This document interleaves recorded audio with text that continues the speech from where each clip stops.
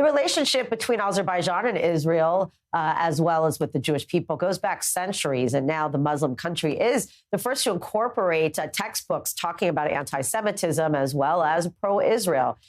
This is in curriculums for teenagers. However, a major interfaith conference was called off due to security concerns. Joining us now by Zoom is Rabbi Pinchas Goldschmidt, the president of the Conference of European Rabbis. Thank you for being here.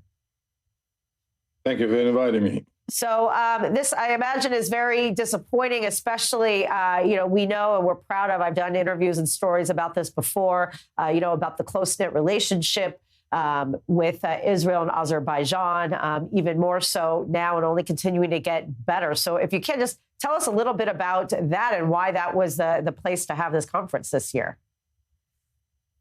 First of all, Azerbaijan has one of the oldest Jewish communities in the world. These are the mountain Jews, or the Gorsky Evreya, they're called in Russian, and they have traditions going back to Talmudic times. They have names which we only see in the Talmud, like Rava, Abaye, and others.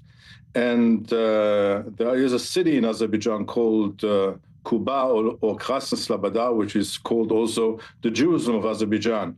So the government of Azerbaijan and President Aliyev has invited us to have our biannual conference, which is going to be this time the Jubilee Conference of 70 years of the CIA of the Conference of European Rabbis, which unites over 800 rabbis all over the European continent to have it in Baku, in the capital of Azerbaijan. And we were very excited, especially because since of the 7th of October, part of the world became very hostile to the Jewish community.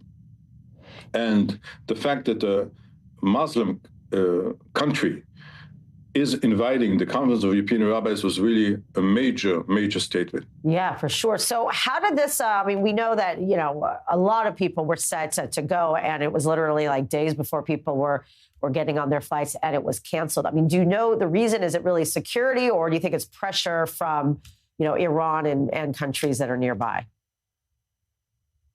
It's a multitude of geopolitical factors. We know that 1 month ago, an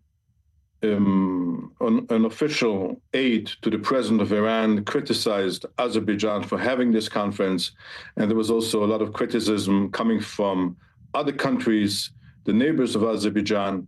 But I think that the security issue is, of course, for anyone organizing today a conference all over the world, the first and biggest concern. Right. So, with that said, is there a chance that it will, affect the relationship, or it was really more of the political echelon that pulled the plug? And I think that Azerbaijan did and is doing everything, for its Jewish community. It has a great relationship with Israel. And number three, we have a great relationship. The Conference of European Rabbis have a long time relationship with Azerbaijan. They've been really trying to do the best and try to keep the conference on track.